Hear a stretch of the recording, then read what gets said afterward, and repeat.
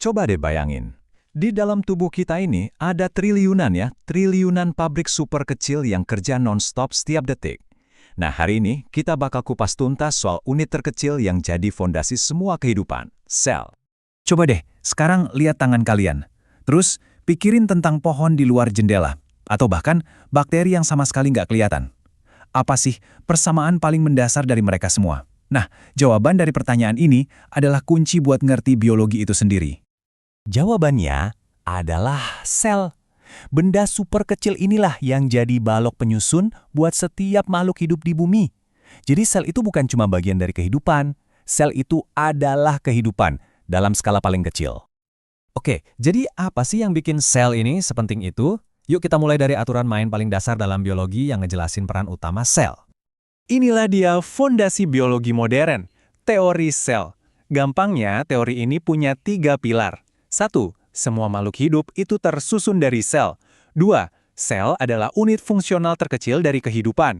Dan 3, ini nih yang paling keren, sel itu nggak muncul dari udara kosong. Setiap sel baru pasti berasal dari sel yang udah ada sebelumnya.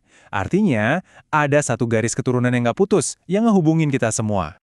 Tapi, bentar dulu, kalau sel itu sekecil itu, nggak kelihatan mata, gimana ceritanya manusia bisa tahu semua ini? Jawabannya ada pada sebuah alat revolusioner yang ngebuka gerbang ke dunia yang benar-benar baru. Yuk kita mundur ke abad ke-17, coba bayangin jadi Robert Hooke yang lagi ngintip irisan gabus di bawah mikroskop sederhananya, dan dia kaget banget lihat ada struktur kayak bilik-bilik kosong, dia pun menamainya sel. Terus, beberapa tahun kemudian, ada Anthony van Leeuwenhoek yang ngarahin lensanya ke setetes air, dan wih, dia nemuin dunia yang penuh dengan binatang-binatang kecil atau animalcules yang sibuk bergerak. Saat itulah, untuk pertama kalinya manusia sadar kalau ada kehidupan lain yang nggak terlihat di sekitar kita. Nah, dari penemuan-penemuan luar biasa ini, lahirlah sebuah konsep baru.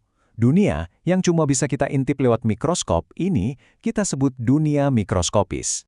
Dari lensa sederhana di abad ke-17, kita lompat jauh banget ke era modern. Sekarang, mikroskop elektron bisa melakukan perbesaran sampai 1 juta kali. Itu ibaratnya kita bisa ngelihat detail baut sama mur di sebuah kota, tapi dari luar angkasa. Nah, kemampuan inilah yang bikin kita bisa benar-benar ngebongkar mesin di dalam sel.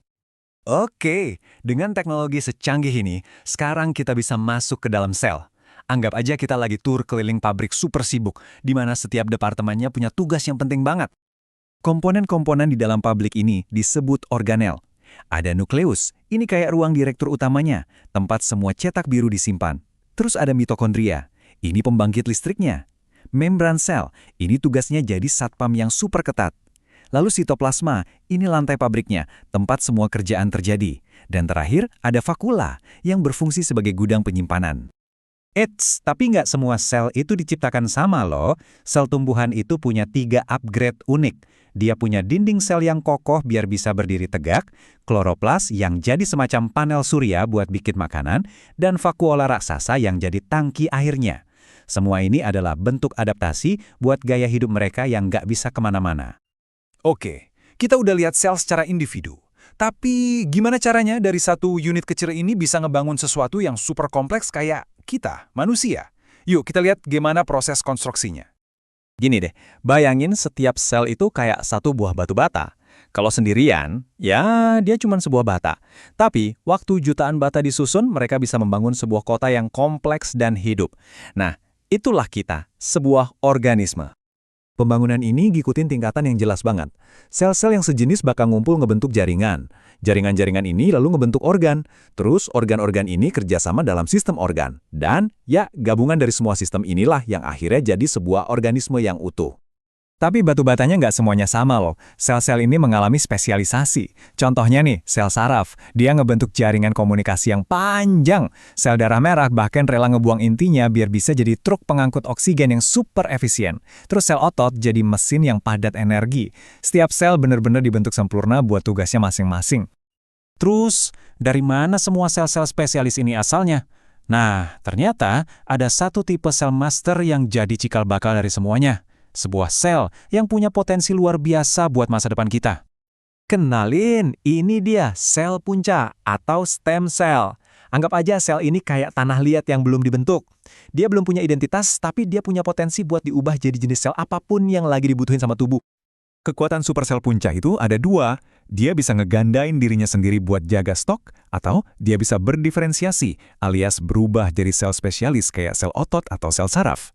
Kemampuan ganda inilah yang bikin dia begitu berharga. Dan ini ngebawa kita ke sebuah pertanyaan besar yang jadi fokus dunia kedokteran modern. Kalau sel punca bisa membangun tubuh kita dari awal, apa jangan-jangan kita juga bisa memanfaatkannya untuk memperbaiki bagian-bagian yang rusak? Jawabannya bisa jadi akan mengubah cara kita mengobati penyakit selamanya.